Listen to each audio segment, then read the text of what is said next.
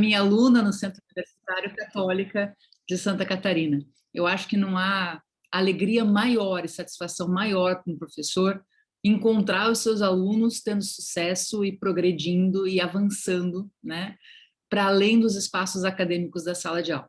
Então, é muito gratificante, é uma alegria gigantesca, e eu acho que é onde, né, nós que estudamos e ficamos em sala de aula mais nos realizamos, né, vendo os nossos alunos seguindo em frente. Então, um prazer muito grande, e agradeço ao AB Joinville por ter me convidado para esse evento tão fantástico, um evento que está assumindo, né, uma proporção gigantesca, tanto em profundidade em relação aos temas que têm sido abordados, como amplitude, né? Então, parabenizo desde já a subseção por esse excelente trabalho, né, por esse trabalho fantástico que está sendo realizado. Bom, eu vou pedir licença a todas e todos para projetar uma apresentação. Deixa eu só ver se eu consigo localizar aqui. Eu estaria compartilhando a minha tela, imagino. Só confirmem, por favor, se ela está visível.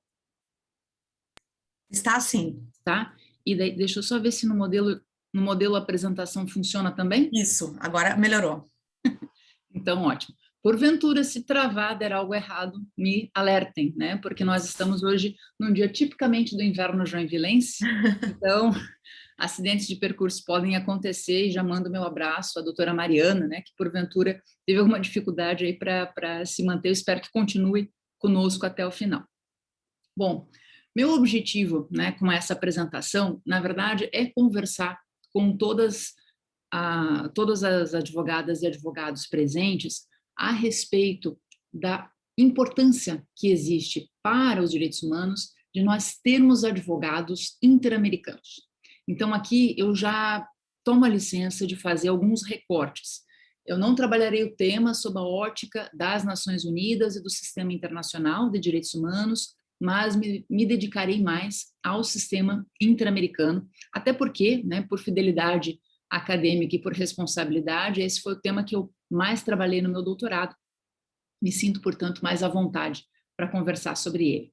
E gostaria de apresentar algumas perspectivas de como o sistema internacional interamericano tem se comunicado com o sistema constitucional brasileiro para revelar que, atualmente, a advocacia olha mais para fora, ou deve olhar mais para fora, no sentido normativo, né? Deve olhar mais para fora para buscar soluções e para encontrar uma ligação com os outros estados latino-americanos e com o sistema interamericano, tendo em vista que as dificuldades que nós enfrentamos muitas vezes são as mesmas, né? Então, a gente aqui pode se hermanar nos nossos colegas latino-americanos para verificar boas práticas e para verificar quais orientações de fato podem nos ajudar a enfrentar as dificuldades relacionadas às violações de direitos humanos, tendo em vista especialmente que na América Latina elas costumam assumir uma gravidade, né, bastante especial. Bom, dentro dessa perspectiva, eu gostaria de conversar sobre uma nova dimensão, já não tão nova, né, já se vem advogando essa dimensão dos idos de 2000 para cá, a respeito de como se compreende o sistema jurídico. E, na verdade, isso acaba determinando uma visão diferenciada do papel que o direito constitucional passou a assumir. Especialmente depois da Segunda Guerra Mundial, como a doutora Tatiana muito bem lembrou, nós passamos a conviver com uma produção jurídica que extrapola a realidade dos estados. Até então, salvo algumas honrosas exceções, a tentativa da Liga das Nações, a fundação da Organização Internacional do Trabalho, nós tínhamos uma produção jurídica focada basicamente na soberania dos estados. Então, era de lá que os estados, né, produziam o direito que seria exercido pelos seus cidadãos. Após esse período, o que a gente percebe com o nascimento dos tratados internacionais de direitos humanos, uma profusão muito grande de produção jurídica. Então, a gente tem a Declaração Universal, tem os pactos, os tratados específicos, o surgimento dos sistemas, e esses sistemas regionais passam a assumir uma responsabilidade muito grande, porque se interligam com as características mais próximas e com, digamos, a cultura mais próxima de cada região. E aí a gente tem, a partir da década de 50, o Sistema Europeu de Direitos Humanos, a partir de 1969, com a Convenção Americana, o Sistema Interamericano de Direitos Humanos, e a partir de 84, o Sistema Africano de Direitos Humanos. Dentro dessa perspectiva, a gente percebe que as ideias do constitucionalismo, se a gente resgatar aquele constitucionalismo lá do século XIX, do século XVIII, né, que começa com a independência norte-americana, que começa com a Revolução Francesa, aquelas ideias nucleares de que o constitucionalismo está fundado na proteção de direitos e na limitação do exercício do poder público, essas ideias passam a ser trabalhadas por toda uma gama de produção jurídica que não se encerra mais nos estados. Então, a gente tem reconhecimento de direitos, garantia de direitos para além das divisas dos estados. Então, nesse espaço de pluralismo jurídico, e aqui o pluralismo jurídico pode ser pensado na ótica da Mireille Delmas-Marty, numa perspectiva que envolve tanto direito envolvendo direito comercial, direitos humanos, claro, mas também direito ambiental, ou seja, existe toda uma perspectiva de pluralismo jurídico, né? Quando a gente vai olhar com uma lupa mais específica para esse pluralismo jurídico, a gente percebe manifestações constitucionais muito claras. E aqui, quando eu me refiro a essas manifestações constitucionais, eu não estou fazendo referência a uma Constituição ou a um modelo de Constituição, mas basicamente aquela ideia nuclear do constitucionalismo, que é a de garantia de direitos e de limitação do exercício do poder. Quando nós olhamos para os sistemas regionais, e aqui eu os convido a olhar para o sistema interamericano, nós percebemos que normas de caráter constitucional estão presentes em várias searas. Estão presentes, claro, nas constituições dos estados que integram, né, a Organização dos Estados Americanos, mas mais além, na Convenção Americana de Direitos Humanos, nos tratados interamericanos de direitos humanos, nas opiniões consultivas, na produção jurisprudencial da Corte Interamericana, e toda essa produção lida com normas que regulam a proteção dos direitos.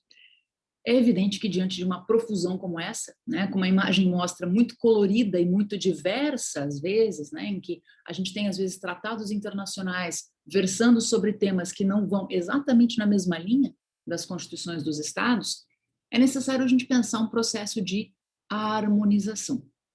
Então nós temos um constitucionalismo multinível.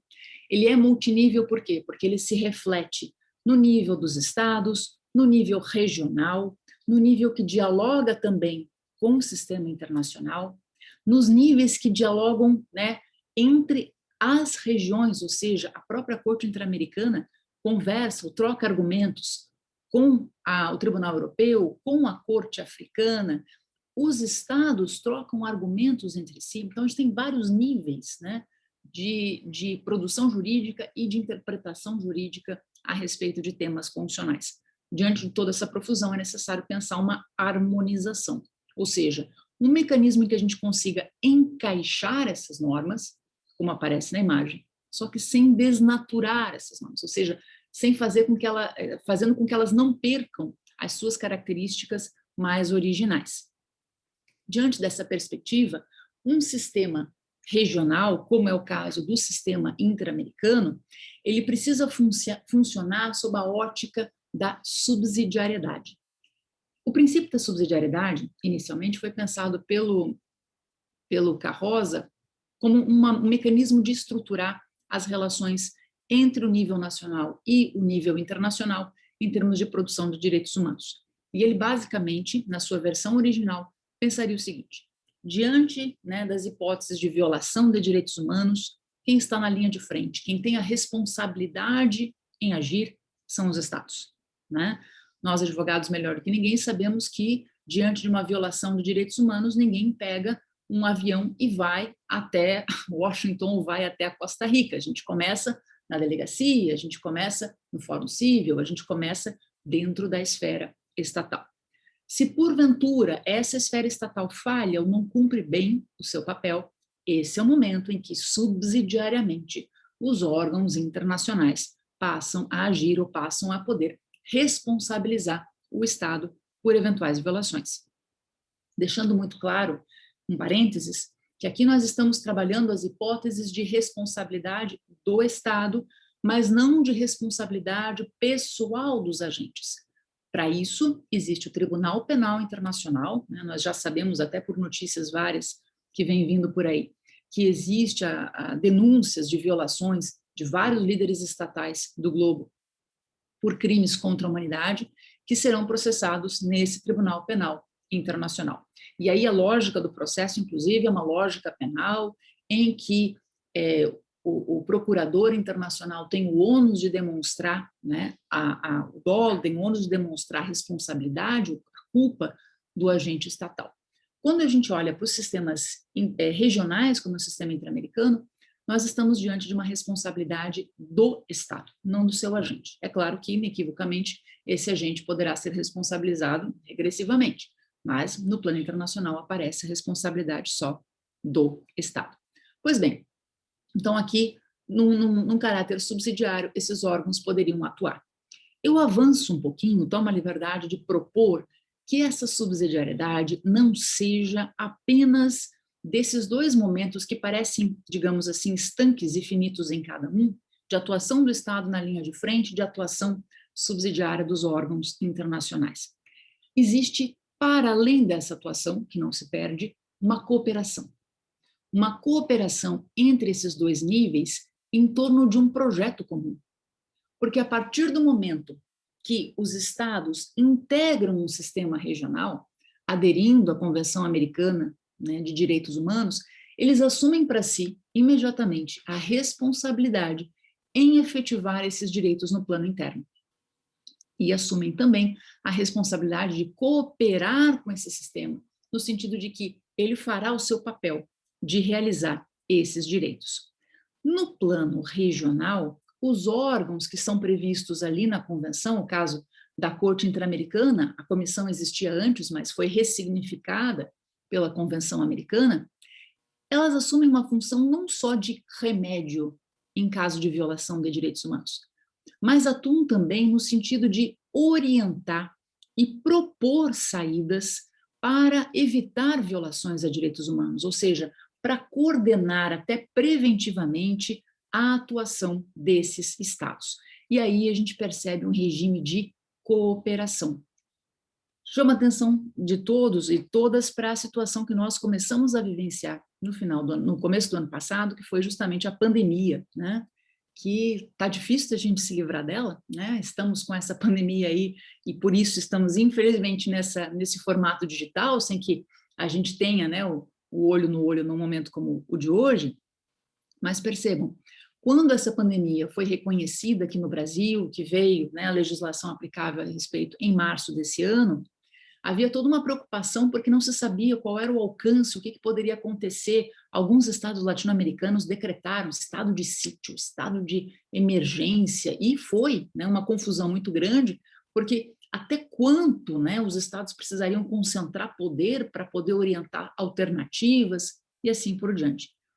Em abril desse mesmo ano, percebam a velocidade, a Comissão Interamericana de Direitos Humanos emite a Resolução 1/2020, com 85 orientações sobre medidas que poderiam ser consideradas ou deveriam ser consideradas pelos estados para evitar violações a direitos humanos.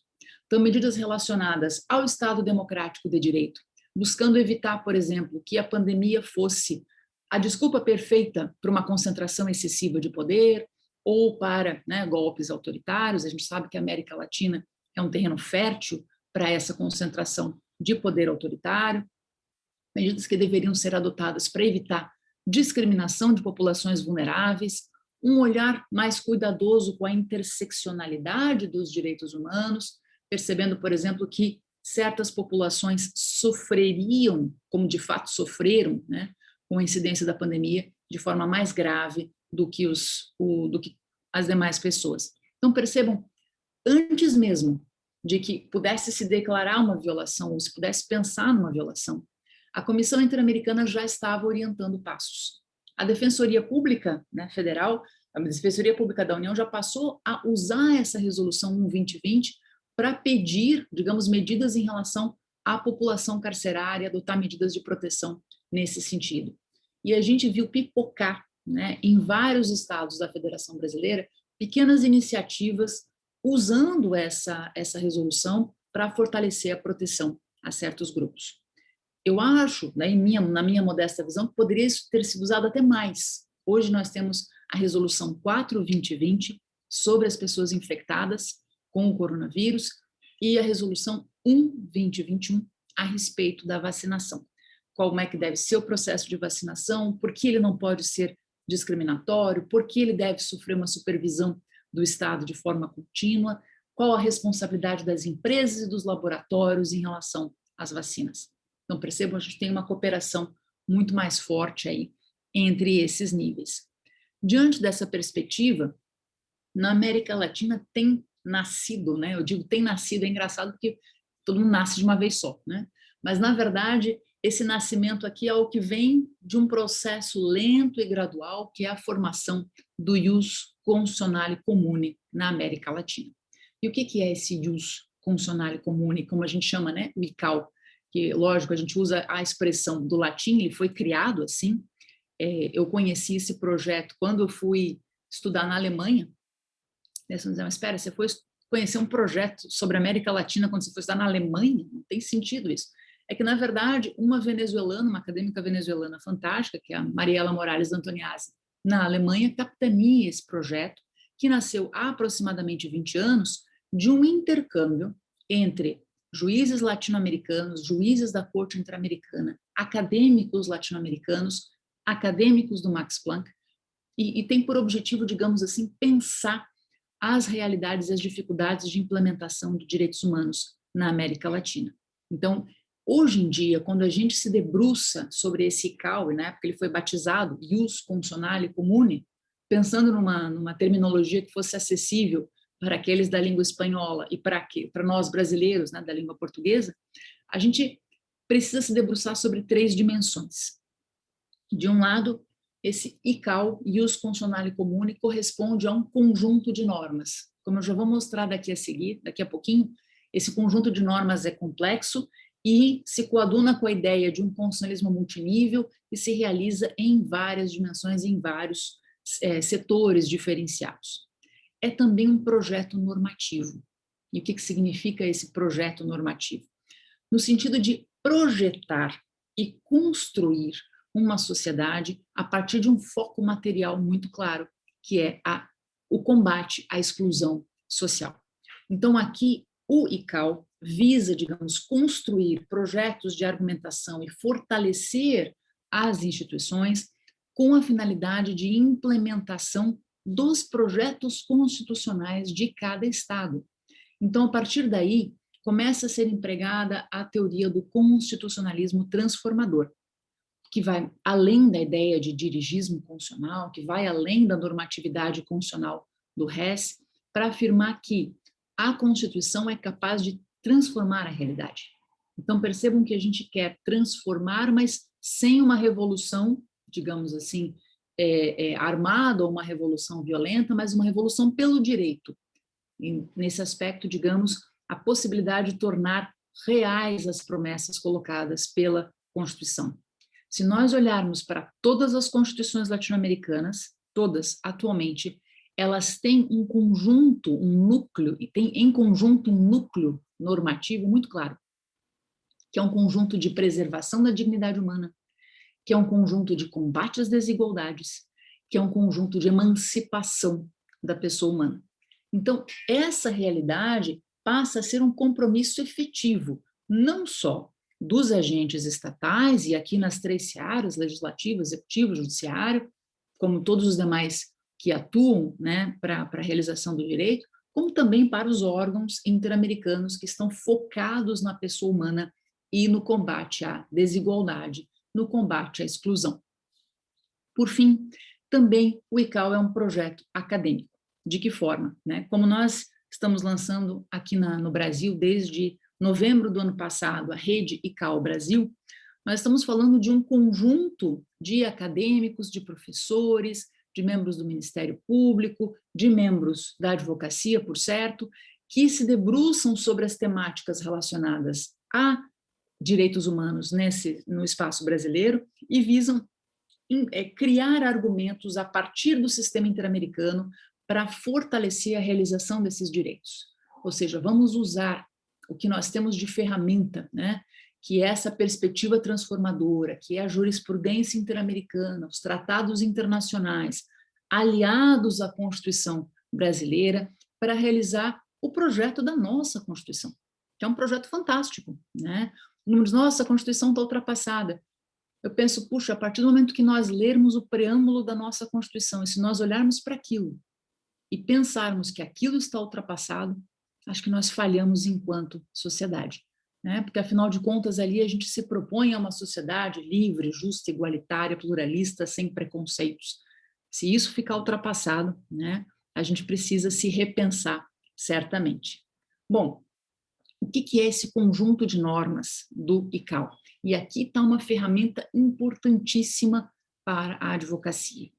Nós estamos falando de um conjunto de normas, alguns autores, eu também gosto dessa nomenclatura, falam em corpus juris, né, corpo jurídico interamericano, tem, digamos, por eixo inicial a Convenção Americana sobre Direitos Humanos. Significa dizer, os estados aderem, mediante o uso da sua soberania, mediante o emprego da sua autonomia no plano internacional, à Convenção Americana. E, com isso, se comprometem em realizar os direitos ali presentes, incorporados também pelo Protocolo de San Salvador, de 1988, então, a realizar esses direitos no plano interno. Ao lado dessa convenção americana, os estados também aderem a outras convenções regionais sobre direitos humanos. Agora, muito recentemente, nós acabamos de aderir e ratificar a nossa adesão à Convenção Interamericana de Combate ao Racismo e todas as formas de intolerância, né? Então, a gente tem aqui uma nova, não é uma nova orientação, porque a nossa Constituição já combate o racismo, mas mais uma ferramenta, eu diria, de interpretação e de aplicação das normas que nos conecta com a América Latina, que nos conecta com o sistema interamericano.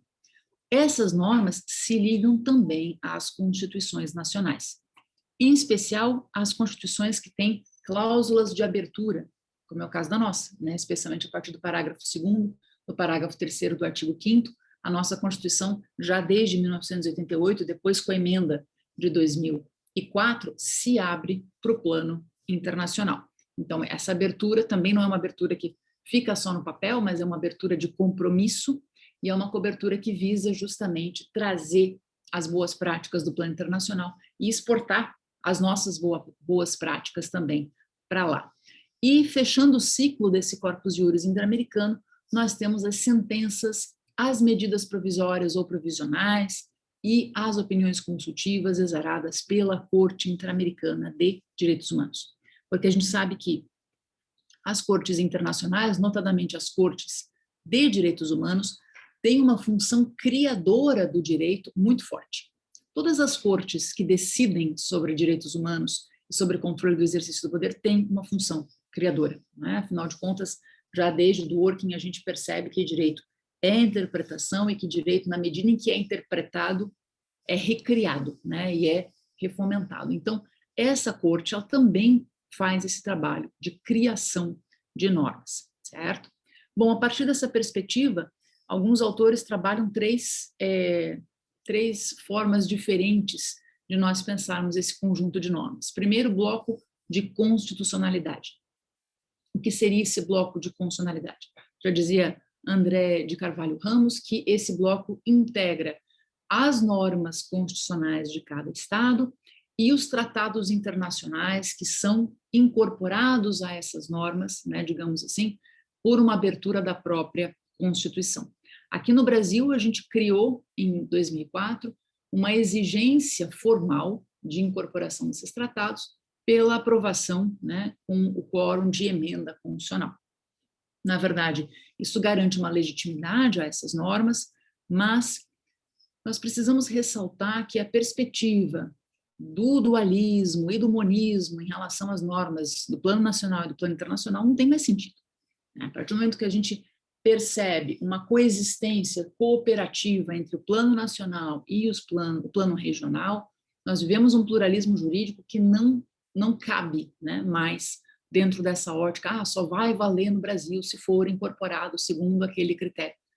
Não, porque as sentenças não serão incorporadas por critério algum, as opiniões consultivas também não, e todas elas vinculam o juiz brasileiro, nos comprometem enquanto advogados, comprometem os professores, os administradores, os legisladores. Né? Então, essa ideia de que necessariamente precisa passar por esse critério de emenda serve de segurança jurídica à sociedade brasileira, mas não é o último nem o único ponto de intersecção entre o plano regional e o plano constitucional.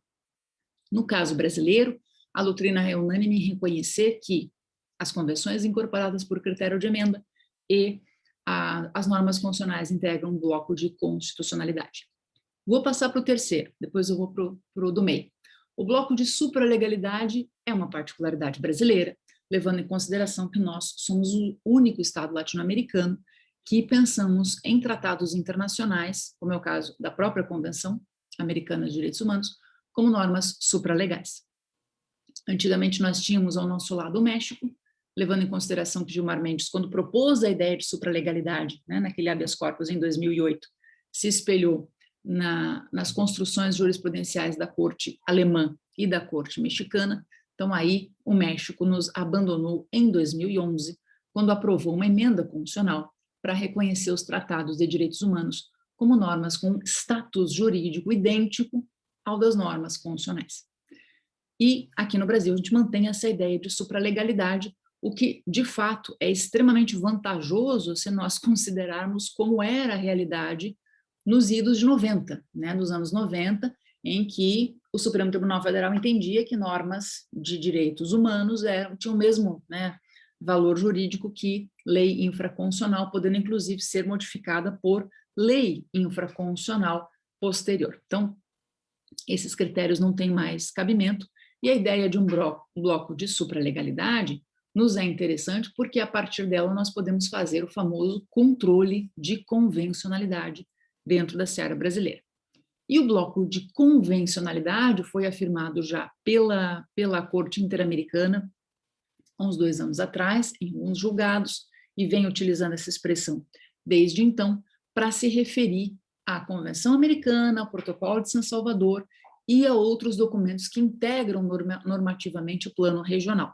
Então, a Declaração Americana dos Direitos e Deveres do Homem, os tratados específicos do plano regional sobre direitos humanos, as opiniões consultivas e as sentenças interamericanas. Então, tudo isso acaba, né, formando esse bloco de convencionalidade. Bom, diante dessa harmonização necessária e proposta pela Mireille Delmas-Marty, né, das normas do constitucionalismo multinível em torno de um projeto comum, que é o caso do projeto do ICAO, que visa criar mecanismos de combate à desigualdade, criar mecanismos de combate à exclusão social. Qual seria o papel, né, dos diálogos judiciais? Os diálogos passam a ser um instrumento para essa harmonização, certo? Quando nós temos uma produção jurídica, cai lá e em vários outros lugares, é a partir dos diálogos que essa produção, digamos assim, sofre uma interação. E com essa interação ela se aprimora e se fortalece. O que são os diálogos judiciais? Bom, diálogo por si só diz respeito, né, a uma troca argumentativa e a uma troca de ideias. E, por incrível que pareça, a gente não se distancia tanto do sentido corriqueiro que nós temos do diálogo quando a gente se debruça sobre a existência de uma troca argumentativa entre cortes. Então, existe o diálogo institucional também, que nós percebemos através dos diversos mecanismos de freios e contrapesos, né, e através, por exemplo, da atuação dos litígios estratégicos. Isso pode ficar para uma nova oportunidade, em que a gente vai conversar sobre esses litígios estratégicos e a relação entre os poderes. Mas no caso do diálogo judicial, o que a gente percebe é uma troca argumentativa entre cortes de instância final. Alguém gostaria de perguntar? Aproveito para deixar absolutamente claro que eu não gosto de monólogo, então se vocês quiserem abrir o microfone e fazer uma pergunta, fiquem absolutamente à vontade. Eu não me incomodo com interrupções, de forma nenhuma. Tá? Bom, de qualquer forma, às vezes acontece, né? Tipo, o gato passou em cima e abriu o áudio. Também, também é uma possibilidade. Então, os diálogos judiciais, eles dizem respeito a uma troca argumentativa de cortes em última instância. Por que de cortes em última instância? Porque dentro de cada estado a gente tem uma estrutura de processo, né, que acaba vinculando as cortes. Então, por exemplo, quando a gente tem um recurso de uma sentença monocrática para um tribunal ou depois para um tribunal superior, ali a gente não tem diálogo judicial. O diálogo judicial, ele acontece entre jurisdições. Então, a gente precisa sair do espectro de um estado. Então, ele vai acontecer entre o Supremo Tribunal Federal e a Corte Constitucional da Colômbia, a Suprema Corte de la Nación, né, da Argentina, a Corte do Chile, e agora o Chile, né, vai passar por uma nova reconfiguração. Não sabemos que Corte Constitucional virá da Constituinte do Chile, mas aí a gente tem trocas argumentativas e também, por certo, dessas cortes nacionais com a Corte Interamericana de Direitos Humanos, certo? Esse diálogo judicial, muitos devem pensar, tem nada de novo nisso daí, isso daí é o uso do direito comparado. Vai além da ideia de direito comparado. Ele usa o direito comparado é uma ferramenta do diálogo judicial, mas o diálogo judicial vai além. O uso do direito comparado, nós percebemos quando o magistrado, por exemplo, invoca uma normativa externa para complementar uma lacuna que porventura tenha dentro do seu sistema, ou para modificar uma interpretação da norma que já está lá, e ele percebe que em outros sistemas essa interpretação é mais favorável, ele busca uma outra interpretação, e mesmo busca outros julgados, busca uma jurisprudência internacional que possa fortalecer uma determinada concepção de direito. Mas isso é pontual, e isso é para resolver uma determinada situação. E, lógico, pressupõe necessariamente uma identidade muito clara dos casos que estão sendo julgados, né? Eu tinha um professor que me dizia assim, se a gente vai estudar com afinco as hipóteses em que a gente pode fazer uso do direito comparado, a gente chega à conclusão que não dá para fazer direito comparado.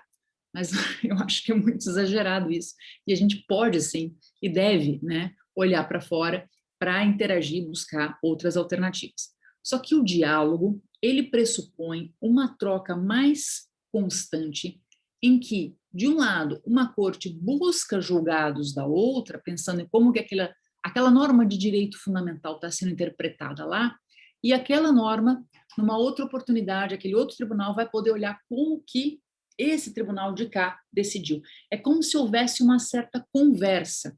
É claro, conversa não acontece tudo ao mesmo tempo, né? E às vezes, levando em consideração o tempo dos julgados, conversas que se protraem no tempo, é mais aquela coisa de contatos imediatos do terceiro grau. Você faz pim aqui até fazer pim-pim do outro lado, leva décadas. Mas o fato é que existe uma interação.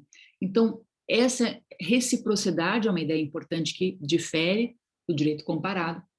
E, para além dela, um aspecto importante é a ideia de preocupação com a construção de estándares comuns. Quando a gente vai trabalhar direito comparado, a gente não está preocupado em harmonizar o nosso direito com o direito estrangeiro. A gente está buscando a ideia do direito estrangeiro para contribuir com a interpretação do nosso próprio. Quando os nossos tribunais dialogam, ou seja, discutem os argumentos trazidos no plano internacional para fundamentar uma decisão, a ideia, ou seja, o motivo pelo qual essa busca acontece é a construção de estándares comuns. Porque, afinal de contas, se a gente está harmonizando, e aqui é uma ideia-chave que é importante deixar clara, a harmonização, ela mantém um certo núcleo de direitos comuns e, em volta dele, um espaço gravitacional de normas mais específicas, interpretações mais específicas, que dão aso à pluralidade de concepções de mundo. Afinal de contas, a gente não está querendo uniformizar uma América Latina e dizer, olha, a partir de agora todo mundo pensa igual. É bem o contrário. A gente precisa preservar as cores, como eu havia mostrado, preservar as diferenças que existem em cada estado, mas criar estándares comuns para que esse diálogo possa acontecer. Então, a gente precisa de um plano, né, digamos, um pano de fundo, melhor dizendo, um pano de fundo a partir do qual a gente possa falar sobre a mesma língua, que é a língua dos direitos humanos, que é a língua da emancipação do ser humano. Dentro dessa perspectiva, os diálogos podem acontecer, então, de forma vertical, como diz a Anne-Marie Slaughter, ou de forma horizontal. De forma vertical, quando desculpa, volta. De forma vertical, quando o Supremo Tribunal Federal, por exemplo, conversa com precedentes da Corte Interamericana de Direitos Humanos, ou quando a Corte Interamericana de Direitos Humanos conversa com ideias de julgados brasileiros ou de julgados de outras cortes, né? Aqui eu coloquei o Supremo Tribunal Federal, a Corte Interamericana e a Corte Constitucional da Colômbia, porque a Corte Constitucional da Colômbia é uma das que mantém um diálogo mais frequente e mais intenso com a Corte Interamericana de Direitos Humanos. Inclusive, algumas concepções que foram desenvolvidas pela Corte Interamericana, como é o caso, por exemplo, da consulta às populações indígenas, em caso de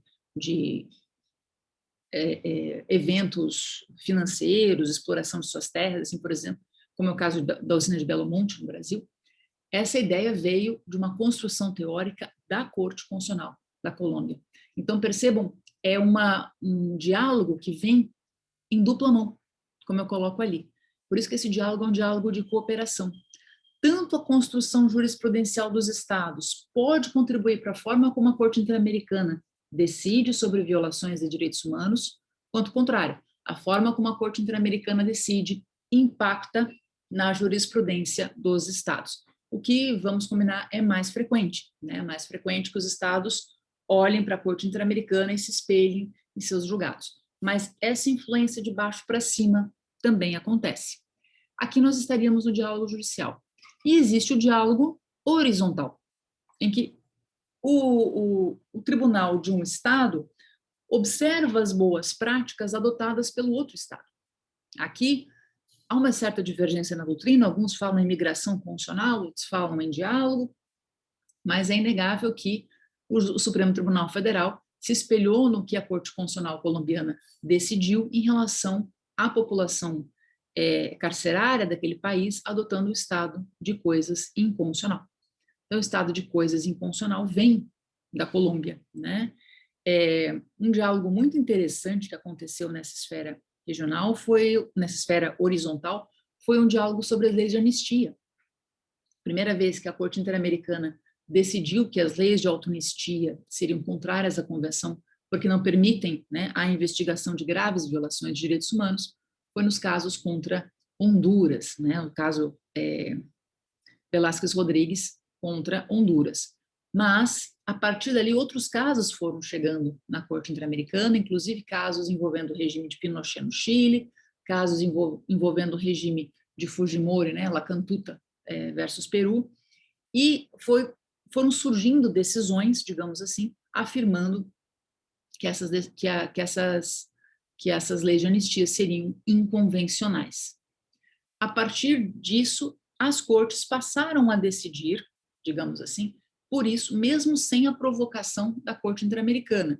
O caso, por exemplo, da Suprema Corte da Nação da Argentina, que invalidou a lei de anistia sem jamais ter chegado à Corte Interamericana, mas observando que as cortes nacionais passaram a decidir, à luz também do que a Corte Interamericana decidia, né? Então, percebam, esse intercâmbio jurisprudencial, essa conversa entre as cortes sobre determinados temas, é algo profundamente importante. É claro que essa conversa é uma conversa de duas mãos que vai gerando uma construção de precedentes que, para a advocacia, são especialmente importantes, são um arcabouço, né, uma ferramenta de defesa de direitos que merece ser conhecida. Só que como é que a gente pode pensar esses precedentes no sistema interamericano? É a mesma coisa do sistema de precedentes que a gente encontra dentro de um Estado? Há algumas distinções importantes. Primeiro, normalmente quando a gente pensa em precedente, a gente faz referência a um uso reiterado de uma determinada interpretação, e isso faz com que várias decisões acabem consolidando uma forma de se encarar aquela matéria. Então, isso gera um precedente vinculante, né, para as decisões que vierem posteriormente. Muito a partir dessa ideia foi pensada a súmula vinculante no Brasil. Só que a Corte Interamericana, ela não tem, digamos, hoje em dia ela já tem um volume de jurisprudência grande, ela tem 430 sentenças, nada perto do Tribunal Europeu, que tem 10.000 sentenças, né? Porque aqui a gente tem um sistema muito menor. Mas o fato é que muitas vezes a Corte Interamericana recebe pela primeira vez tipos diferenciados de violação de direitos humanos e cria, a partir daquele caso emblemático, único, que não tem uma história jurisprudencial anterior, um determinado julgado que vai servir de orientação para os próximos. Ou seja, ela funda um precedente sem uma história pretérita de interpretação daquela norma. Um dos mais recentes precedentes criados pela Corte nesse sentido foi no caso Inhaca Ronat versus Argentina, envolvendo uma população indígena e a afirmação do direito de acesso à água potável. A gente procura na Convenção Americana, o direito à água não está lá, né? Mas o direito à água potável é hoje um direito humano reconhecido pelo sistema interamericano e o principal fundamento, lógico, a partir da coligação argumentativa, da dignidade humana, do acesso do direito à saúde, do direito à vida, do direito ao desenvolvimento pessoal e assim por diante, a gente desenvolve também o direito à água, que pode ser fruto de fundamento qualquer petição inicial, a partir da referência a esse caso, Inhaca Ronat versus Argentina. Então, percebam, a gente tem uma atuação estratégica da Corte, né, que não é uma atuação só vinculada àquela ideia do stare decisis. É verdade que, uma vez firmado o precedente, a Corte Interamericana costuma citar a si mesma, ou seja, ela costuma ter uma preocupação muito grande em gerar coerência nos seus julgados. Ou seja, a gente hoje em dia vai estudar a jurisprudência interamericana sobre leis de anistia, uma penca de sentenças que caminham progressivamente na mesma atuada, no mesmo sentido, e isso mostra uma preocupação da Corte com aquela ideia de cadeia do direito, né, do Dworkin. A gente poderia fazer uma relação com a cadeia de direito que existe, né, foi pensada pelo Ronald Dworkin, lógico, por ele foi pensado no nível nacional, mas aqui a gente pode tentar fazer uma analogia para o nível interamericano, para o nível regional. Então, a Corte, sim, em certa medida, se sente vinculada por esses precedentes, mas não se sente tão presa assim.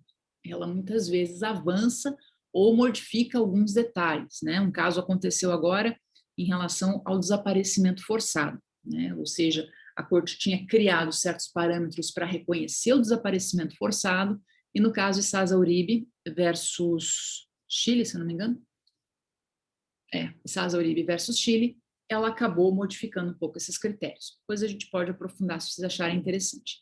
A força jurídica desses precedentes para os estados é no seguinte sentido: a gente não está num sistema hierárquico. Então, nós não estamos, digamos, num sistema em que a Corte Constitucional se submete à Corte Interamericana. Não existe uma relação hierárquica. Nós estamos num sistema multinível, e todo sistema multinível é heterárquico, não há uma hierarquia. Mas isso não quer dizer que não haja compromisso. Isso não quer dizer que não haja vinculação. O que acontece é que esses precedentes criados, elaborados pela Corte Interamericana, passam a ser uma jurisprudência que deve ser considerada, a gente chama de res interpretata, isso deve ser considerado pelas instâncias internas, pelos estados. Não quer dizer baixar a cabeça, aplicar puro e simples como norma hierarquicamente superior, mas quer dizer que, puxa, se o Supremo Tribunal Federal precisa decidir um tema de desaparecimento forçado, eu não posso fazer de conta que a jurisprudência interamericana não existe sobre essa temática. Eu preciso observar todos os argumentos que a Corte Interamericana já elaborou para essa temática, e aí sim, verificar se isso se enquadra na minha realidade para, com a ideia de criar estándares comuns, aplicar ou não essas normas. Significa dizer, existe possibilidade de afastar essas interpretações que são criadas em precedentes? Sim, existe a possibilidade como se fosse um distinguishing. A gente mostra que aquilo não é exatamente a realidade enfrentada pelo Brasil. É o que o Supremo Tribunal Federal fez muito recentemente, a DPF, agora me foge o número, mas ela está mais para frente nos slides, sobre o desacato, sobre a lei de desacato. Né? Então, deixou de lado, considerou, dialogou, observou, né? E manteve o tipo penal de desacato. na minha visão, perdeu uma oportunidade fantástica de retirar esse tipo penal do nosso sistema. Mas a minha visão pessoal, a gente pode conversar sobre isso mais tarde. Mas que dialogou, dialogou, que conversou, conversou, que levou em consideração a Corte Interamericana, é fato, né? E isso já é, por si só, um avanço. Então, os diálogos, eles aqui surgem, digamos assim, como uma possibilidade de, número um, arejar a Corte Interamericana, de modo que as sentenças interamericanas, as sentenças nacionais possam ser consideradas pela Corte Interamericana. É claro que para a Corte Interamericana considerar uma sentença nacional, essa sentença nacional tem que aplicar o corpus juris interamericano, né? Se ela for aplicar exclusivamente direito interno, a Corte Interamericana não poderá dialogar com ela, e servem também de um parâmetro de legitimidade, porque na medida em que as decisões da Corte Interamericana dialogam com as cortes nacionais e vice-versa, essas decisões ganham em força, ganham em legitimidade. Outro aspecto importante, eu estava falando só em sentenças, né, mas o que é muito importante é o papel consultivo da Corte Interamericana. E muitas vezes ele passa desapercebido, né? Nós não damos tanta importância para essa atuação da Corte Interamericana, até porque a gente não tem um equivalente claro no nosso sistema nacional. E a gente tem um vício, né? Muitas vezes é o vício até do constitucionalista, né, doutora Tatiana, de olhar para o mundo a partir dos olhos da nossa Constituição e do nosso sistema constitucional, né? E eu falo desse vício, eu vim do direito constitucional também, né? Todo o meu histórico acadêmico começa no direito constitucional, meu mestrado foi no direito constitucional, e dali a mosquinha dos direitos humanos mordeu. Então, daí a gente... É uma mosquinha danada, doutora. Isso, daí a mosquinha dos direitos humanos mordeu. Mas eu também, assim como várias outras antes de mim, com muito mais competência, como é o caso da Melina Fachin, da Flávia Piovesan, sai do constitucional para o internacional. E daí a gente tem mais dificuldade de visualizar categorias que não são tão claras para nós aqui. Mas o papel consultivo da Corte é extremamente importante nesse aspecto de criação de standards. O que é o papel consultivo, essa função consultiva, né? Isso está previsto no artigo 64, e a opinião consultiva, ela parte de uma procura tanto de estados, né, quem pode solicitar estados, a Comissão Interamericana, outros órgãos previstos no capítulo 8º ali da Carta da OEA, eles podem pedir para a Corte Interamericana que esclareça sobre uma determinada interpretação de normas da Convenção Americana, certo? Se a gente olhar aí o artigo 64, vai falar sobre o esclarecimento de normas, ou seja, a interpretação autorizada da Convenção Americana. Só que isso vai além. A própria opinião consultiva número 1, de 82, se eu não me engano, já disse que a Corte Interamericana pode interpretar com autoridade a Convenção, mas também outros tratados internacionais, dos quais esses estados fazem parte, e inclusive outros tratados internacionais que não são específicos sobre direitos humanos, mas impactam a aplicação de normas de direitos humanos. Então, ela tem uma gama de atuação bastante ampla, digamos assim. Para além dessa interpretação de normas, a opinião consultiva também pode ser sobre a compatibilidade do direito interno com o direito internacional. Seria o caso, por exemplo, de ser aprovada uma determinada lei, nós agora estamos para aprovar uma lei, né, acho que foi já para sanção, em que o ministro Paulo Guedes conseguiu embutir lá dentro a famosa carteira verde e amarela. Imagino que os senhores estejam muito mais antenados a respeito disso do que eu. Botou jabuticaba lá dentro, não era sobre isso, botou jabuticaba lá dentro, numa tentativa exitosa até o momento de gerar mais um mecanismo de precarização do trabalho no Brasil. E a questão poderia ser feita, né, poderia se promover um pedido de consulta à Corte Interamericana sobre a convencionalidade dessa lei, certo? E isso pode ser feito uma vez aprovada a lei, ou seja, a lei já pronta, ou mesmo durante o processo de projeto, né? Uma opinião consultiva de 96, se eu não me engano, chegou a afirmar que a Corte Interamericana pode se manifestar também sobre o projeto, né? É claro que existem limites para essa função consultiva, né? E ela não pode, por exemplo, tumultuar os processos políticos internos. Se a Corte Interamericana passar a ser uma carta no baralho político, e ela perceber isso, e às vezes ela percebe, ela não dá opinião consultiva, ela diz que aquilo foge ao espectro de consulta, né? Ou seja, ela não pode ser, ela não vai dar uma ferramenta para o partido A ou para o partido B, né? Para oposição ou para governo terem alguma vantagem com relação a esse parecer. Não é esse o objetivo da função consultiva, mas aprimorar o corpus iuris interamericano. Um aspecto importante que é o conteúdo dessas opiniões consultivas, uma vez que elas são proferidas, existe todo um procedimento, atualmente uma participação em amicus curiae muito desenvolvida, e aqui a gente percebe a atuação de muitos colegas advogados que, seja vinculados a clínicas de direitos humanos, seja vinculados a grupos de estudo de universitários, a organizações não governamentais, têm participado dos processos de opinião consultiva, apresentando amicus curiae.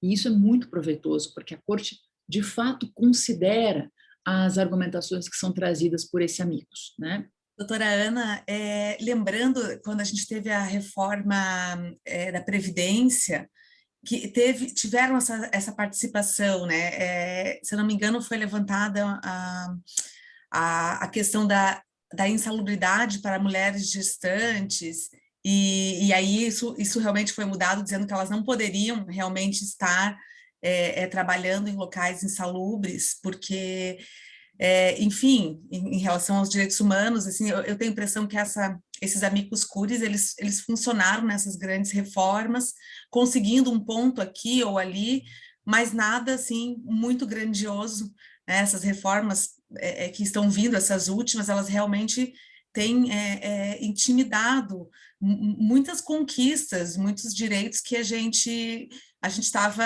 realizando no pós-88. Então, agora a gente observa esse movimento. Então, nesse sentido, esse papel consultivo realmente teria que ser algo mais utilizado e assim, de alguma forma, a gente trazer essa discussão para alterar, de alguma forma, essa realidade, né, que a gente está vendo, não sentados, né, porque tem todos esses mecanismos, mas mesmo assim, Perfeito. ainda que mude alguma coisa ou outra, é muito pouco perto dessa diminuição de direitos, né, que a gente vem assistindo. O risco de retrocesso é algo grave e, infelizmente, não é um caso isolado brasileiro, é um caso recorrente em vários estados. Não há nação no mundo que esteja livre dele. A gente viu isso nos Estados Unidos, na Hungria. A Hungria está para se tornar a primeira ditadura europeia pós Segunda Guerra Mundial. Então, a gente tem visto isso. Parece que esses movimentos mundiais, eles vão se contaminando, assim, né? Tanto para retroalimentando, né? Exato, é curioso isso.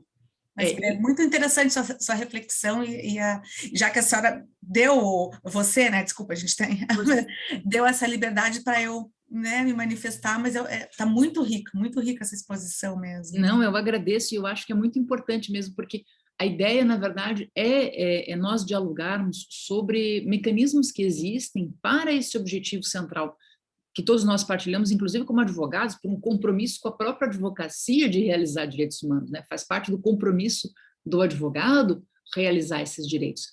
Então, aqui, quando a gente olha para as opiniões consultivas, a gente está diante, número 1, de um arcabouço jurisprudencial forte para fundamentar as nossas petições, atuação em amicus curiae, atuação, até vamos pensar um advogado que atua como assessor parlamentar, a importância que isso tem, né? Ou seja, um assessor parlamentar que pode, de fato, agora eles estão trabalhando profundamente dedicados à CPI, por exemplo. Eu sempre digo para os meus alunos, não imaginem que o senador chega lá e faz pergunta do nada. Tem uma equipe atrás dele, formada por advogados que ralou madrugadas e horas a fio, estudando aquele cavalhaço de papel para poder trazer uma argumentação coerente. Então, percebam que aqui a gente tem um aspecto importante que, inclusive, funciona, né, como parâmetro de controle de convencionalidade.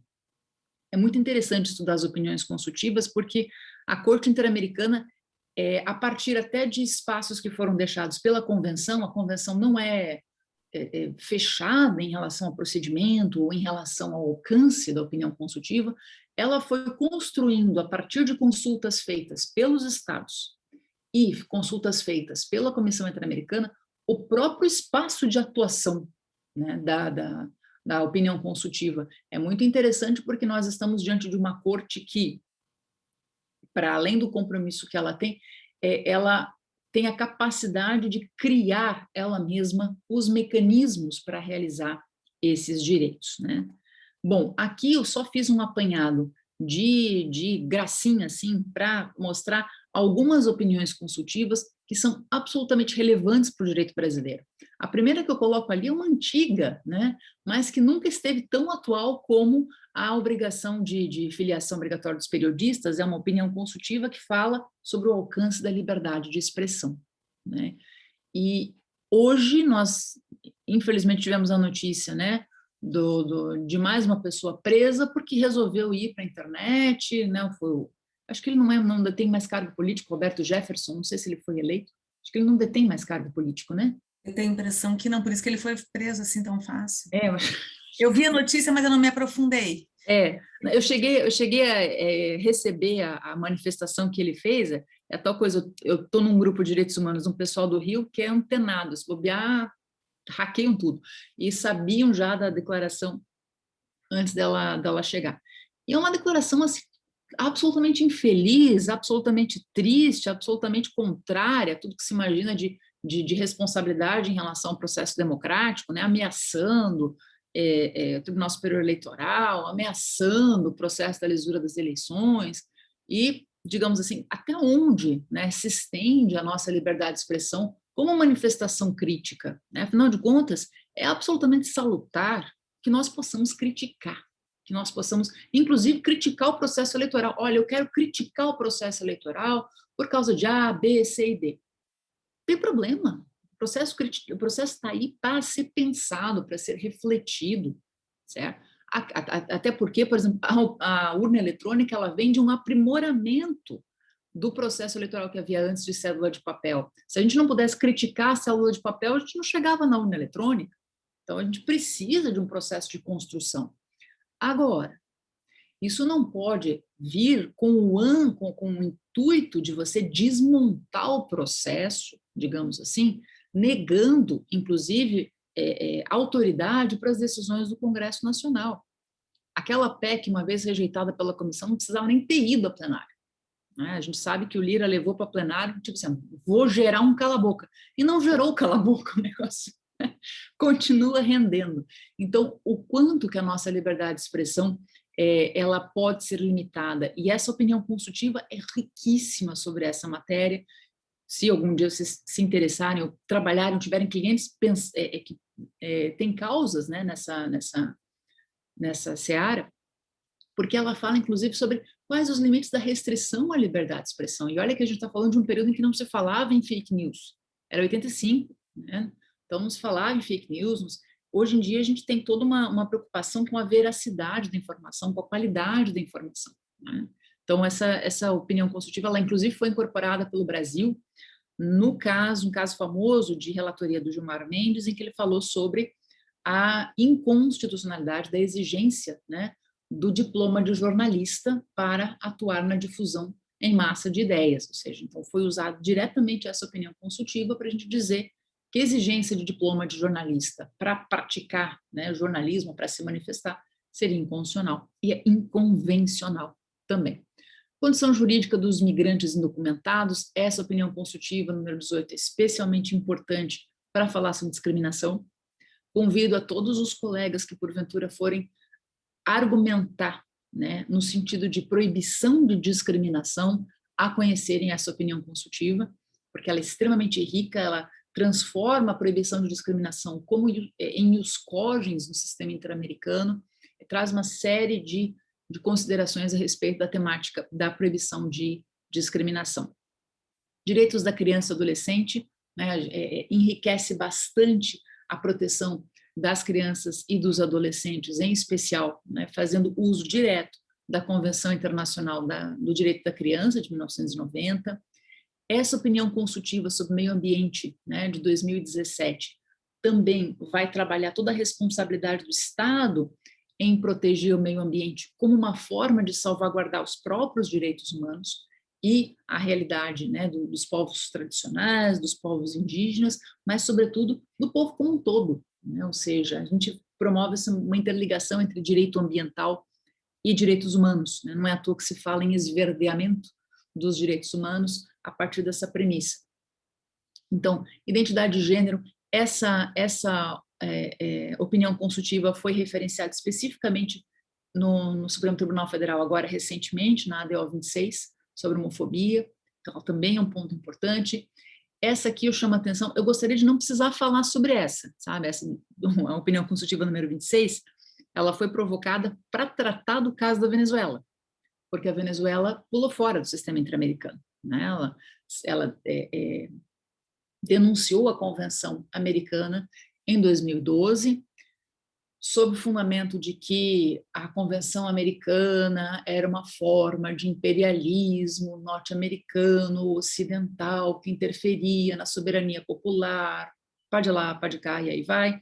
O ponto nevrálgico da questão foi o fato de que o Chaves aparelhou a Corte Constitucional para que ela decidisse conforme as suas pretensões. A Corte Interamericana determinou que se recuperasse o cargo dos antigos membros da Corte que foram indevidamente afastados. Essa e outras decisões da Corte Interamericana contrárias às pretensões políticas do presidente da Venezuela foram estopim para essa ruptura que a Venezuela praticou em relação a esse sistema. A questão é, mesmo com uma ruptura radicalíssima como essa, né, porque eu já tive alunos me perguntando, professora, mas e se nós denunciarmos da Convenção Americana? Né? Se nós pularmos fora da Convenção Americana? Pronto, acabou, não tem mais responsabilidade, a gente fecha a porta, a Corte Interamericana não incomoda mais, a Comissão Interamericana não vem fazer informe, né, como publicou em fevereiro desse ano, expondo às claras a maior parte das dificuldades que o Brasil tem em realizar direitos humanos e resolvido o problema. Nós olhamos aqui só para o nosso umbigo e passamos a ser felizes dentro do nosso buraquinho. Não, é isso que a própria Corte Interamericana já diz aqui. Falo, mesmo que um Estado denuncie a Convenção Americana, ele se mantém responsável a partir de certas normativas em que ele ainda está vinculado. O caso da Declaração dos Direitos do Homem e dos Direitos e Deveres do Homem, a Declaração Americana dos Direitos e Deveres do Homem, a Carta da OEA, diferentemente da Carta das Nações Unidas, traz em seu bojo direitos humanos. Então, enquanto o Estado está vinculado ao EA, ele está vinculado aos direitos humanos. Ele não pode sair simplesmente declinando dessa responsabilidade. Então, nem essa saída é clara, né? Teria que sair de tudo.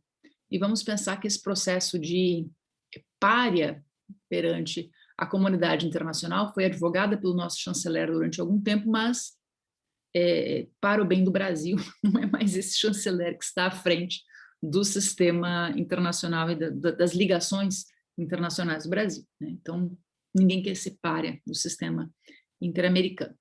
E o último fala, essa é mais recente, desse ano agora, sobre liberdade sindical, negociação coletiva, direito à greve, né, e outros direitos.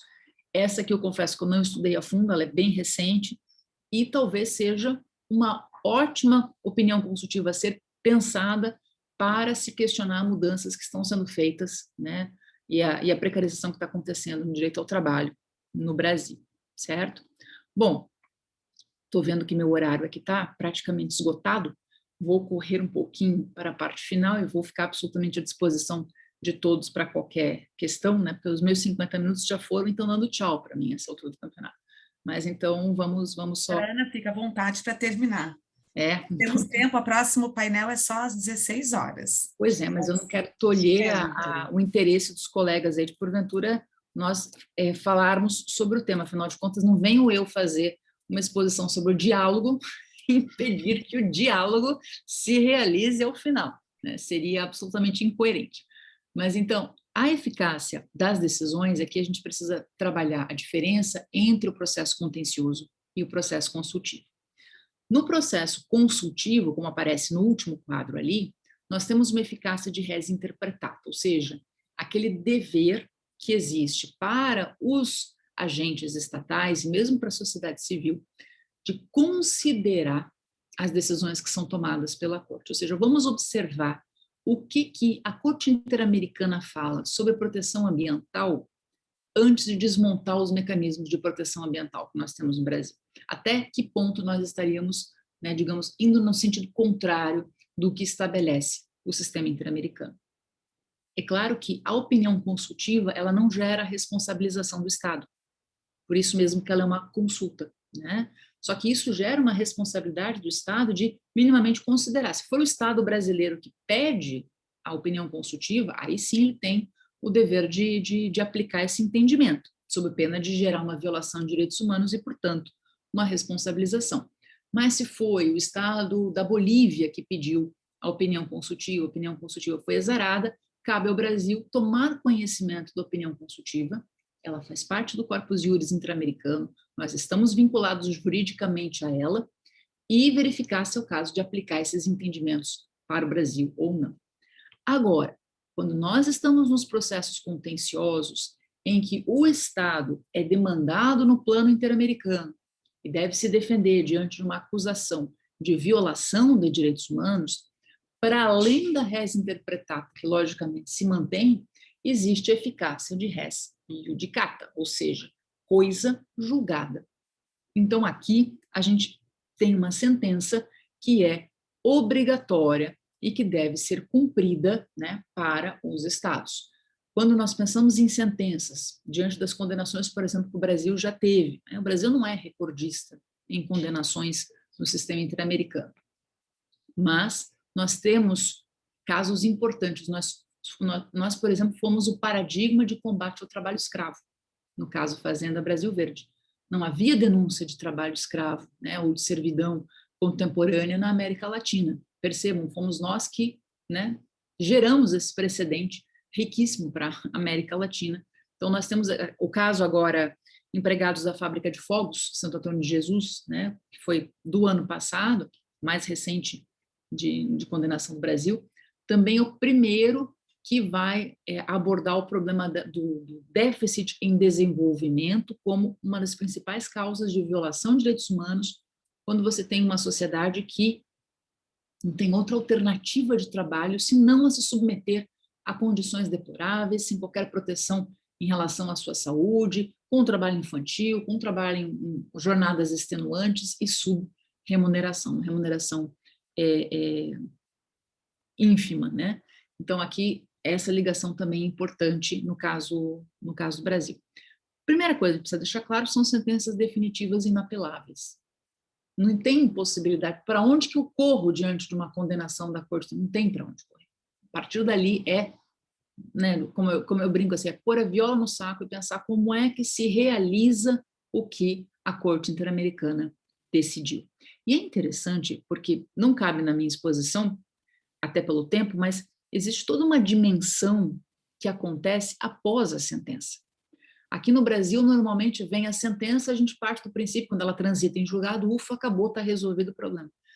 No caso do sistema interamericano, o problema só foi consolidado, ou seja, a gente só conseguiu definir qual era o problema, porque a partir dali começa toda a luta pela implementação da sentença, que acontece nos processos contínuos de cumprimento de sentença, em que os representantes das vítimas têm um papel determinante, porque eles funcionam como verdadeiros fiscais do Estado para denunciar para a Corte Interamericana se essa sentença está sendo cumprida ou não, né? Então, aqui, a sentença é só um marco inicial de um novo processo, de uma nova fase, que é a fase de implementação. A sentença é obrigatória, ou seja, por própria dicção da Convenção Americana, né? E gera um título executivo no que diz respeito ao pagamento de indenizações. Isso já é, digamos, um ponto que favorece bastante a posição da vítima, ou seja, do jurisdicionado no plano internacional, porque se o Estado não cumpre esponte própria a sentença, e às vezes cumpre, né, sejamos honestos. Houve casos, como o caso Ximenes Lopes, né, versus Brasil, em 2006, em que o Brasil pagou as indenizações sem que precisasse ter sido cobrado, né? Mas, se por acaso o Estado brasileiro não paga as indenizações de ponto própria, aquela sentença é um título executivo judicial a ser levado a qualquer comarca da Justiça Federal, comarca de competência a partir do domicílio da vítima, para demandar a União, para que ela faça o devido pagamento. Não, sentença interamericana a gente não passa pelo STJ, não precisa fazer convalidação no sistema nacional, ela não é uma sentença estrangeira. Não é uma sentença norte-americana sendo aplicada aqui. ela é uma sentença que nos vincula na medida em que nós fazemos parte do sistema interamericano, né? Ela digamos, percebam como o nosso sistema constitucional não está mais aqui só no Brasil, ele já está aberto. E a gente tem sentenças interamericanas se aplicando e se exercendo a partir do próprio direito nacional. A quem se dirige essa sentença interamericana, né? Tradicionalmente se dizia, não, mas se dirige ao Estado brasileiro. Mas quem é o Estado brasileiro? São os juízes brasileiros, são os administradores brasileiros, são os legisladores brasileiros. Todos esses recebem, digamos, como incumbência, o dever de observar as normas determinadas nessa sentença. Eu vou citar o exemplo mais para frente do caso Favela Nova Brasília, e a gente percebe que o espectro de atuação não é para as relações internacionais do Brasil, mas é para o administrador público, é para o legislador, é para o agente de polícia, é para todos dentro do Estado brasileiro, certo? Comunico com felicidade a resolução 364/2021, que os colegas devem certamente conhecer, do CNJ, que foi digamos assim, um pontapé importantíssimo desse conselho, no sentido de aproximar a jurisdição brasileira e, com ela, aproximar a advocacia, o Ministério Público, a Defensoria Pública, do sistema interamericano. Então, a gente cria, né, pela primeira vez, uma unidade de monitoramento do cumprimento dessas sentenças, que tem por dever prestar informações, tem por dever fazer uma fiscalização do cumprimento dessas sentenças. E o interessante é que, se a gente lê as atribuições dessa unidade de monitoramento, ela não está vinculada exclusivamente às sentenças nas quais o Brasil faz parte, mas ali se menciona taxativamente as opiniões consultivas e as demais decisões proferidas pela comissão, ou seja, aquela ideia de corpus juris entrando no sistema jurídico brasileiro pela via da resolução 364/2021, né? Ainda é uma tentativa tímida, a gente tem projetos de lei no Congresso que são mais audazes no que diz respeito ao cumprimento das sentenças interamericanas, um deles, inclusive, de 2004, de autoria do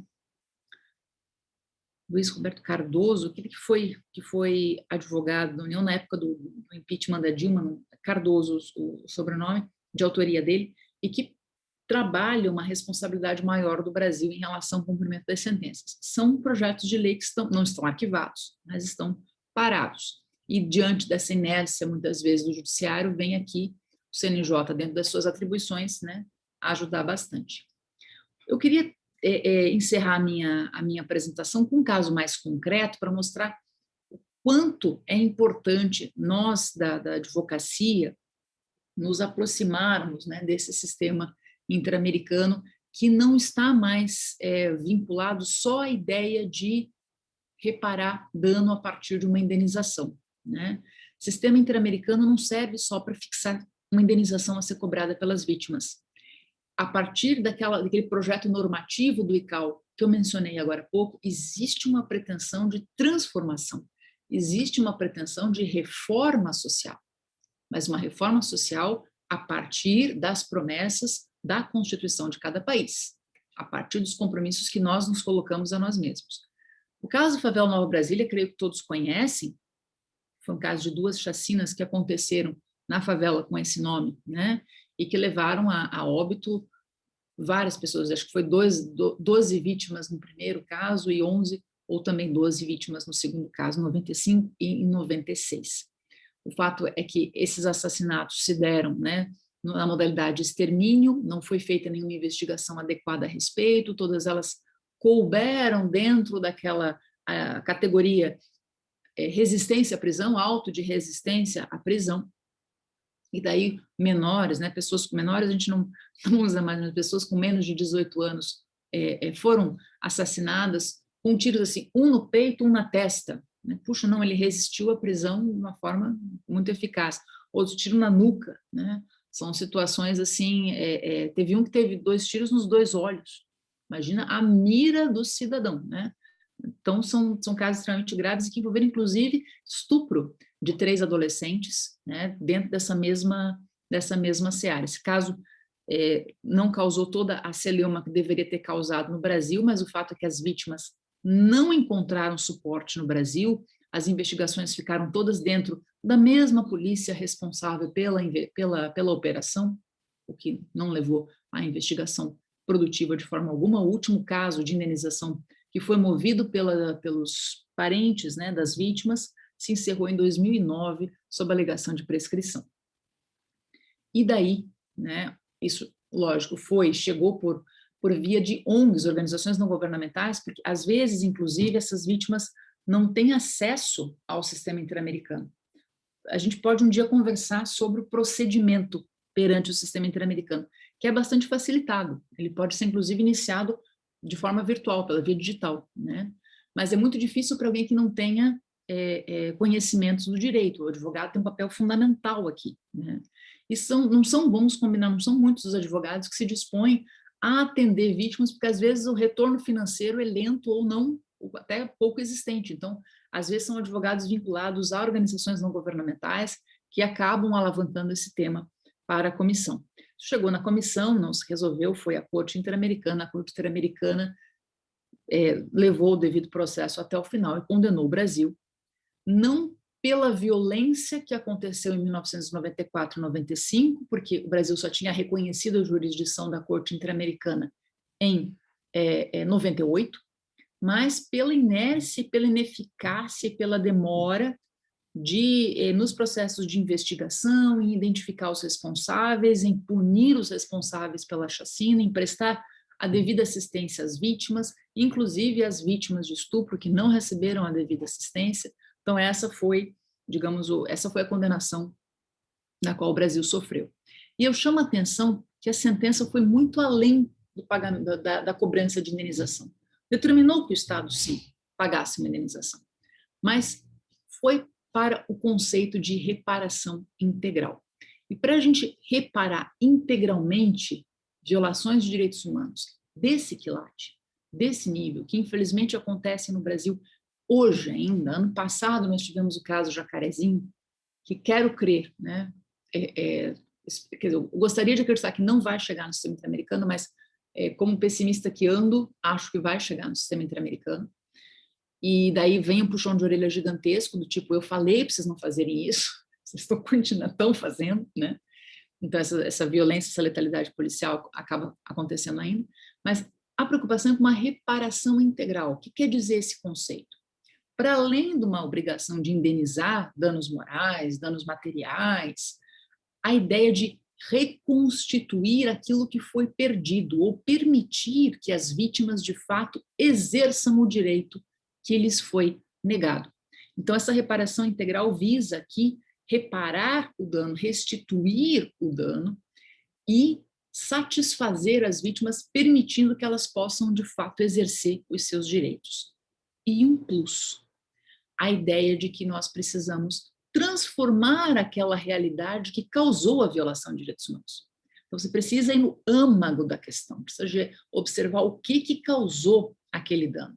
Em termos de medidas de reparação e satisfação, essa sentença determinou apoio psicológico e psiquiátrico às vítimas, retomar de forma eficaz as investigações, e aí suspende qualquer pretensão de prescrição, retoma-se a investigação. Vamos chegar a quem são os responsáveis. É interessante porque a gente acha que a vítima vai ficar feliz se você der 100 mil reais para ela. Às vezes ela não quer 100 mil reais. Ela só quer saber quem foi a pessoa que tirou a vida do filho. É isso que ela quer saber. Ela quer ver essa pessoa responsabilizada por esse crime. E não tem dinheiro no mundo que traga isso de volta. Então a gente tem uma interpretação muito equivocada que satisfação financeira vai resolver. Não vai resolver o problema. Essas famílias que se dão ao trabalho de chegar no sistema interamericano querem muito mais do que uma indenização. Elas querem, de fato, que algo mude dentro da realidade que elas vivenciaram, né? Então, um ato público de reconhecimento, inclusive uma inauguração de placa, né, homenageando as vítimas. Agora, chama atenção para as medidas de não repetição, que a gente chama medidas de não repetição aquelas que visam gerar uma transformação estrutural dentro dos estados. Por exemplo, estabelecimento de metas de redução de violência e letalidade policial. Não foi feito nada de 2017, né, quando veio essa sentença, até hoje. o sistema de proteção para as vítimas de estupro, mecanismos normativos que garantam a independência e imparcialidade nos processos de investigação. Hoje em dia, nós infelizmente estamos vendo novamente a justiça militar julgando casos envolvendo civis. Isso também é contrário à jurisprudência caudalosa da Corte Interamericana. A abolição do ato de resistência à prisão, né? E não condecoração das pessoas que matam mais nas suas operações. Então, a gente está andando na contramão. O fato é que para que a gente possa alavancar todas essas mudanças, se a gente quer, né, que os juízes apliquem o sistema interamericano, a gente precisa que nós, advogados, sejamos nós os vetores dessa discussão. A gente precisa levar o tema para o sistema interamericano. E há cases de sucesso. Chama atenção para a DPF 635, foi uma petição que veio do partido político, Daniel Sarmento foi o advogado que assinou a petição, e a petição traz toda uma postura com o sistema interamericano, mostrando, desde a aplicação do caso da favela Nova Brasília, a realidade de Jacarezinho, não de Jacarezinho, que foi anterior, mas a realidade das execuções de crianças e adolescentes nas operações policiais no Rio de Janeiro. Então, a gente percebe que o Supremo Tribunal Federal ele tem estado mais aberto aos diálogos judiciais. E quero crer que não seja só uma situação isolada do STF, que isso pode estar surgindo também no judiciário dos estados, nas comarcas, em que os juízes começam também a se abrir a essa realidade. Aqui eu trago só alguns exemplos, né, de casos julgados mais recentemente no Supremo Tribunal Federal, que citaram e dialogaram diretamente com casos da Corte Interamericana. Então, percebam, esse diálogo é algo que é um compromisso do Brasil em relação ao sistema interamericano, é um compromisso do Brasil em relação aos direitos humanos, mas que precisa ser provocado, né? E aqui o papel da advocacia é primordial para que a gente possa, de fato, abrir esse caso mais adiante, tá bom? Deixo algumas sugestões de leitura, depois posso passar, inclusive, no chat, tem a minha tese, a tese do Siddhartha, a convenção comentada pela Flávia Piovesan e pela Melina Fachin, ficam como sugestão, né? Agradeço, mais uma vez, com muita honra a oportunidade que me foi dada de vir conversar essa tarde e me coloco à disposição para os debates. Doutora, quero agradecer pelas palavras, o tema é muito interessante, então a hora passou e eu nem vi, não parece que a doutora está 1h30 praticamente falando. Então é um tema que muito me interessa, mas a forma como a doutora aborda, a tranquilidade nas falas, é tão interessante que eu não vi a hora passar. Peço desculpa pelo problema ali no início, realmente não tive muita sorte, acho que é o tempo, não sei explicar, mas felizmente a Pamela, secretária da comissão, já conseguiu rapidamente, como ela disse aqui no ato, para mim, quem sabe faz ao vivo, né? Então, ela já conseguiu resolver a situação. Muito obrigada, Pamela. Então, novamente, quero agradecer. Eu penso que, se tivermos mais oportunidades como essa, já fica o convite. Até brinquei com a Pamela, eu não tive uma professora assim na faculdade, então é um prazer ouvi-la de verdade. Então, já foi avisado ali no chat com relação ao certificado, tá, pessoal? Eles vão passar ali para vocês. E caso se a doutora tiver mais alguma coisa a acrescentar, tá? Também a palavra está aberta para os membros da comissão, né? Eu verifiquei que o nosso vice-presidente também estava presente durante a palestra. Ele entrou depois do começo, Mari. Isso, doutor Oliver. A doutora Ana estava falando, eu falei, não ia interromper, né? Isso, a doutora Janaína ali também presente. A doutora Janaína. Né? Então, agradeço a presença de todos vocês. E caso alguém não queira abrir o microfone, queira fazer alguma pergunta, um questionamento pelo chat, fique à vontade também. Eu já passo a palavra para a doutora Tatiana, caso ela queira acrescentar alguma coisa. Muito obrigada, doutora. Eu vou deixar o meu e-mail ali no chat também, porque está aberto, né? A sua palestra ela vai ficar disponível, os slides, doutora Ana? Ou as indicações, alguma para a gente, porque tem muito material rico, eu tirei umas fotos. Eu também. Mas ali no final tinha as dicas de literatura, passou rápido ali, né? Eu te disponibilizo por e-mail, eu vou colocar meu e-mail. Ótimo, Mari, depois eu pego com você então, Mari. Mas a palestra salva no YouTube também, doutora Tatiana. Estava no Ah, é YouTube, verdade. tranquilo, doutora Ana, então a gente consulta ali. Eu vou botar o mais fácil, que é o da instituição aqui, que daí... Mas, de Uhum. qualquer forma, toda a parte de conteúdo ali, das opiniões consultivas, da sugestão de literatura, eu passo por e-mail, tranquilo, vai ser um prazer. Tá? Fantástico. Pronto, então também fica aí a possibilidade. Jana, passa, você não quer falar umas palavrinhas? A nossa Não, coordenadora maravilhosa. eu fiquei bem atenta, né, à temática da doutora Ana, porque eu estava bem ansiosa para ouvi-la.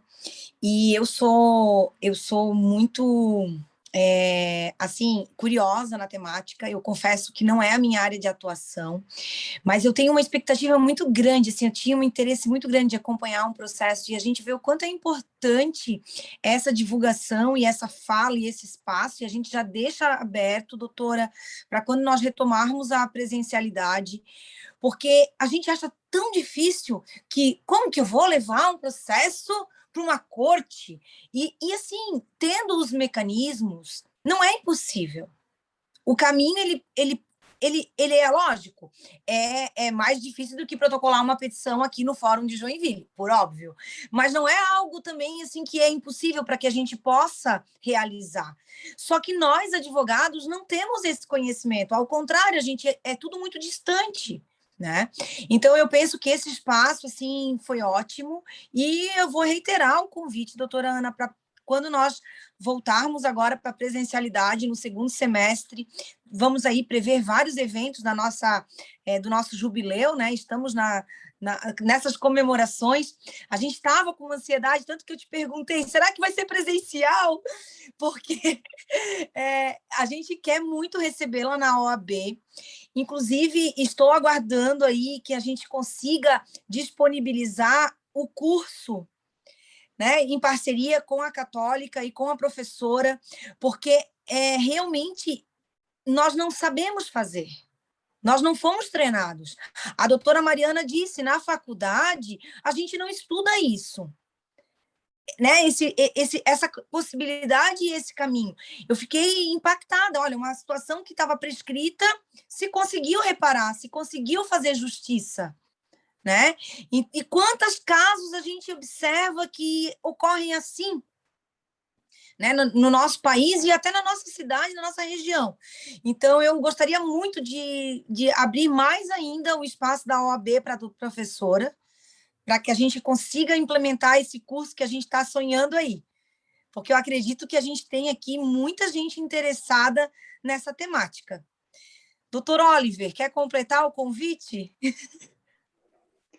Tá completado. Ratifico. Boa tarde a todos e a todas.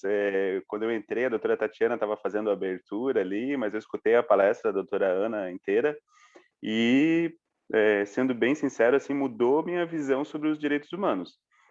Porque a gente vê como é amplo, né? A gente não atua diretamente nessa área, mas como é amplo, como abrange outras áreas, né? Eu mudei minha visão. Então, parabéns, doutora Ana Olsen, foi realmente uma excelente palestra, tá? Fica o convite aí, ratificado, esse que foi feito pela doutora Janaína, que eu tenho certeza que vai ter bastante gente interessada, sim.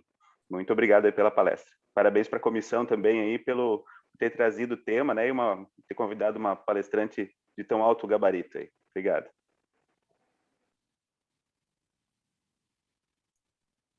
Puxa, muito obrigada. Deixa eu aproveitar esse minutinho para agradecer, né, as palavras tão calorosas dessa recepção na OAB, lógico. Para mim vai ser um prazer, doutor Oliver, doutora Janaína, de pensar um curso. Nossa, vai ser ótimo a gente abrir essa possibilidade. Vamos sim trabalhar nessa seara. E o objetivo de nós conversarmos realmente é mostrar que direitos humanos não é uma situação que se exaure só no estudo acadêmico ou só na atuação das relações internacionais, né? Não só é importante, doutora Janaína, a gente chegar na Corte Interamericana ou na Comissão Interamericana, mas chegar também nos nossos juízes, aqui no fórum, chegar aqui no Fórum Trabalhista, chegar aqui na Justiça Federal e dar a eles também a oportunidade, né, de lidar com esse arcabouço aí, que é bastante frutífero, né? Na verdade, a gente começa as grandes transformações do pequenininho e do local, e daí a gente consegue coisas bastante efetivas, né? Muito obrigada. Então Bem, é isso. Mari, você encerra? Pode encerrar, doutora Tatiana. Eu só gostaria realmente de agradecer, dizer que é um prazer enorme conhecê-la, porque eu não conhecia. Já ouvi falar em diversas ocasiões da doutora, muito bem todas elas, mas eu não a conhecia. É um prazer enorme conhecê-la e espero que a gente possa ter uma outra oportunidade, várias outras, né, de trazer esse conhecimento que acho que, como o doutor Oliver disse, expande a mente, né, e os advogados, aqueles que atuam diretamente com direitos humanos e aqueles que não atuam, acho que essa abertura de mente é muito importante, né, porque direitos humanos é muito mais abrangente do que a gente imagina. A gente tem uma ideia muito específica e pontual do que é direitos humanos, é muito maior que tudo isso, né. Então, muito obrigada. Doutora Tatiana, fica à vontade, quiser falar mais alguma coisa, muito obrigada mesmo. Doutora Tatiana, posso falar uma coisa antes de encerrar? Claro, doutora Pamela, vamos lá. Obrigada.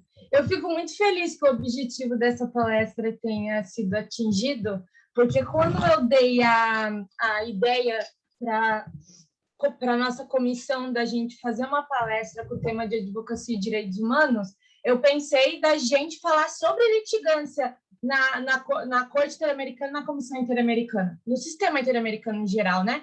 Porque foi uma matéria que eu tive com a professora Ana na faculdade, e eu acho que é uma das únicas faculdades, se não a única aqui de Joinville, que tem a matéria de litigância internacional em direitos humanos. Então, a gente aprendeu todo o procedimento de como peticionar até a Comissão Interamericana, de como fazer o procedimento do advogado chegar até um sistema internacional de direitos humanos. E daí, conversando com a minha comissão, eu falei, gente, o advogado não sabe, a gente não tem esse lado da prática. Eu tenho esse lado da prática porque eu fiz a matéria com a professora Ana, mas quem não fez, não tem. E é um assunto muito importante para a advocacia, muito importante. Eu acredito que seja uma das competências de um advogado é saber chegar até um sistema internacional de direitos humanos. Então, eu achei necessário a gente trazer para a Semana da Advocacia a advocacia e os direitos humanos, para não ficar uma coisa só na teoria. Não é direitos humanos para humanos direitos. Direitos humanos é prática jurídica, é a prática da advocacia. Não é só o direito criminal, não é só o sistema carcerário, que as pessoas muito pensam, é também quando é cerceado o direito à ampla defesa, quando é cerceado o acesso à justiça, já é um direito humano violado que tem que ser levado até um sistema de direitos humanos. E o advogado não sabe disso. Por isso que eu quis trazer para a Semana da Advocacia esse tema e fico muito feliz que a diretoria também aprovou. Eu espero muito que esse curso funcione, porque a gente precisa levar o acesso à litigância internacional em direitos humanos para dentro da advocacia, para não ser mais assuntos separados, para não ser só teoria. O direito humano é prática também, o direito humano é efetivação do direito na prática. E apenas isso, não é só a teoria, o estudo, os artiguinhos lá estudados na Constituição. Vai muito além disso, vai uma prática humanitária da advocacia. Então, agradeço muito, fico muito feliz, professora, de você estar aqui. Não imaginava outro nome, fico muito feliz também da diretoria estar aqui. E todo mundo que veio aqui, gente, muito obrigada. Fiquei muito feliz por esse evento. Muito obrigada mesmo. Gente, as palavras da doutora Pamela foram maravilhosas, de coração, e que eu acho que são perfeitas para encerrar esse nosso workshop. Então, uma boa tarde a todos e a todas, e gratidão, doutora Ana. Até logo. Tchau, gente. Obrigada. Obrigada.